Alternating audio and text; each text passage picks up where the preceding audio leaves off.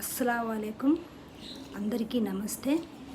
ఈరోజు నేను మీకు ఒక చిన్న కథ చెప్తానండి, బాగుంటుంది, స్కిప్ చేయకుండా వినండి.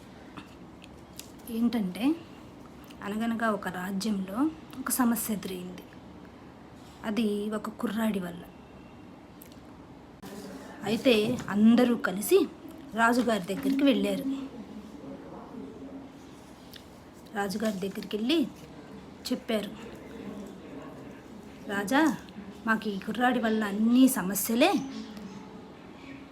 మీరే పరిష్కరించండి అని.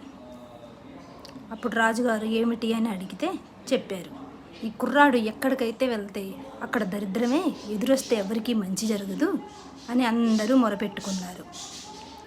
అప్పుడు రాజుగారు ఇలాంటి పట్టింపులు ఏమీ పట్టించుకోరు, చిరునవ్వు నవ్వి, సరే అయితే ఈ కుర్రాడు నాతో పాటే ఉంటాడు అని చెప్పేసి రాజ్యంలో వాళ్ళందరినీ పొమ్మని చెప్పాడు.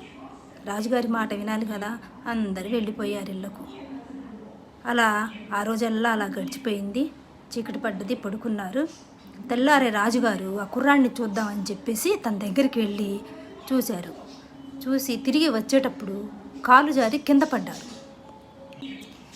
కింద పడ్డ రాజుగారికి అప్పుడు అనుమానం వచ్చింది, నిజంగానే ఈ కుర్రాడు నిజంగానే దరిద్రుడు, అందువలన ఈ కుర్రాడికి ఉరిశిక్ష వేయండి అని చెప్పేసి శిక్ష అమలు చేశారు. అప్పుడు ఆ కుర్రాడు మాట్లాడకుండా అలాగే నవ్వాడు. రాజుగారు ఎందుకు నవ్వుతున్నావు అని అడిగారు. ఓ రాజా, నా మొహం చూసినందుకు మీకు కింద మాత్రమే పడ్డారు. మీరు ఈరోజు నేను లేవంగానే చూసింది మీ మొహమే, ఏకంగా నా ప్రాణాలే పోతున్నాయి అని నవ్వాడు. అప్పుడు అర్థమైంది రాజుగారికి. ఈ కథ వల్ల మీకేం అర్థమైందో కామెంట్స్ బాక్స్లో చెప్పండి.